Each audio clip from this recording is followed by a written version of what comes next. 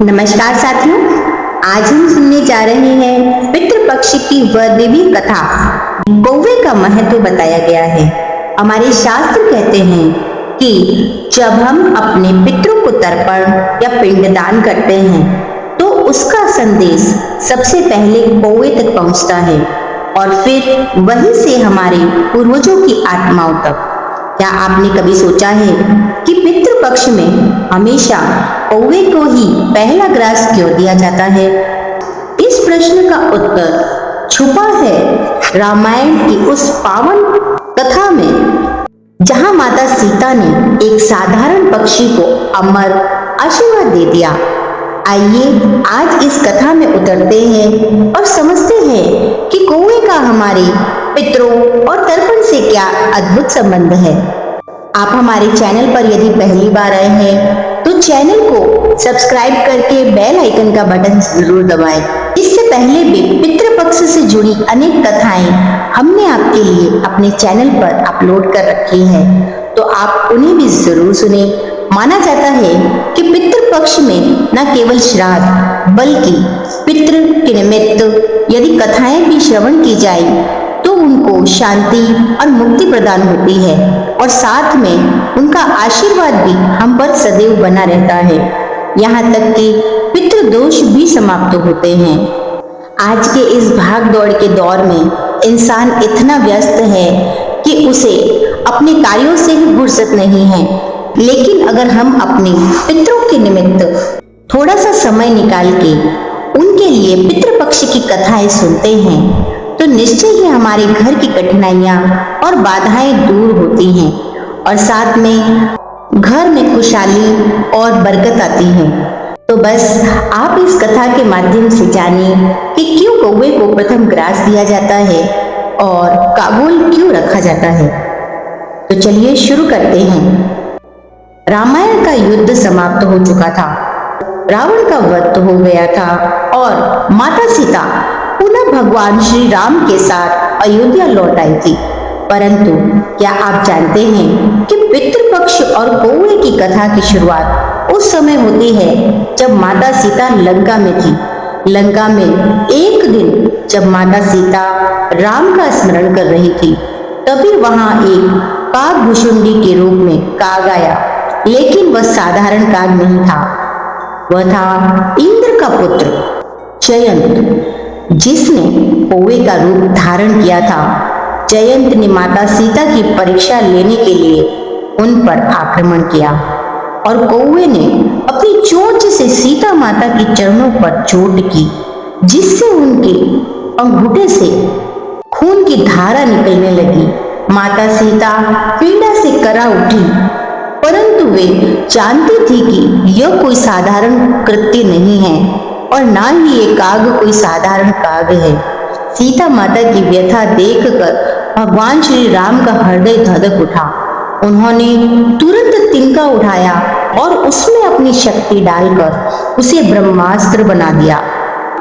फिर कहा, हे दुष्ट, तुमने सीता को चोट पहुंचाई है, अब यह ब्रह्मास्त्र तुम्हें नष्ट कर देगा। यह सुनते ही कौवे के प्राण संकट में पड़ गए। वह आकाश में उड़ता रहा, इंद्रलोक गया, देवराज इंद्र से शरण मांगी, ब्रह्म और शिव के पास भी गया, परंतु किसी ने भी उसे शरण नहीं दी। सबने कहा, हे काग, जब राम का क्रोध तुझ पर है तो तुझे केवल राम ही बचा सकते हैं। तब वह भयभीत काग सीधा वापस श्री राम और सीता के चरणों में आ गिरा। उसने कातर स्वर में कहा, प्रभु, मुझे क्षमा कर दीजिए, मैंने अज्ञानतावश अपराध किया है, माता सीता को चोट पहुंचाई है, मेरा अपराध क्षमा करे, दोबारा मैं ऐसा नहीं करूंगा। और भगवान श्री राम ने देखा कि जब कौवा शरणागत हो चुका है, उन्होंने अपना ब्रह्मास्त्र रोक लिया और उसकी एक आंख फोड़ दी। तब से ही कौवा थोड़ा टेढ़ा और विचित्र दिखाई देता है, लेकिन माता सीता का हृदय करुणा से भर गया।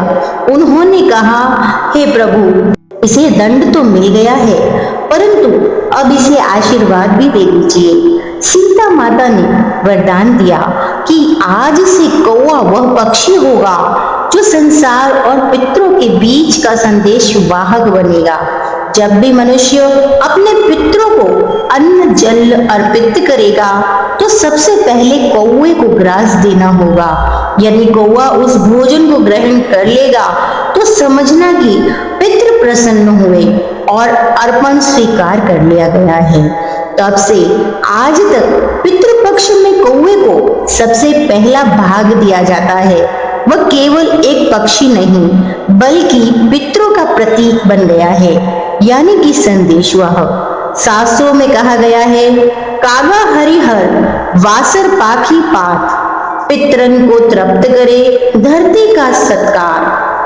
कौवे के माध्यम से हमारे पितृ हम तक पहुंचते हैं। वह एक संदेश वाहक है। हमारे द्वारा किए गए श्राद्ध, तर्पण और पिंड दान को पितरों तक पहुंचाने का। इसीलिए पितृ पक्ष में जब हम भोजन बनाकर अर्पित करते हैं तो सबसे पहले कौवे को बुलाते हैं, आओ कागा आओ, पितरों का संदेश लेकर जाओ। और जब कौवा आकर उस अन्न को ग्रहण करता है तो हमारे मन में संतोष श्रद्धा भर जाती है। पितरों ने हमारी भक्ति स्वीकार कर ली है। साथियों, यह है पितृपक्ष में कौवे की कथा। एक साधारण से पक्षी को सीता माता ने ऐसा वरदान दिया जिसने उसे पितरों को और संतान के बीच सेतु बना दिया। पितृपक्ष हमें यह सिखाता है कि जैसे हम अपने पूर्वजों का सम्मान करेंगे वैसे ही आने वाली पीढ़ियां भी हमारा करेगी। यह केवल एक कर्मकांड नहीं बल्कि हमारे संस्कारों की सबसे बड़ी नींव है। तो इस पितृपक्ष जब आप अपने पितरों को जल, अन्न और तर्पण अर्पित करें तो पूरे हृदय से कौवे को पहला ग्रास अवश्य दें, क्योंकि उसी में छिपा है पितरों का आशीर्वाद और हमारी आत्मा की शांति। तो बस यदि इस पितृ पक्ष में कोई भी कौवा, गाय या कुत्ता आपके घर के द्वार के आगे आके रुके तो उसको अपने पितरों का संदेश वाहक समझें। उन्हें अपनी श्रद्धा अनुसार भोजन अर्पित करें, प्यार से उन्हें एक रोटी खिलाएं, जल पिलाएं और उनकी सेवा करें। संभवतः वह सेवा आपके पितरों को अर्पित होगी और उन तक पहुंचेगी और आप तक पहुंचेगा उनका आशीर्वाद। आओ सब मिलकर कहें, पितरों को सतत नमन, सीता राम की जय।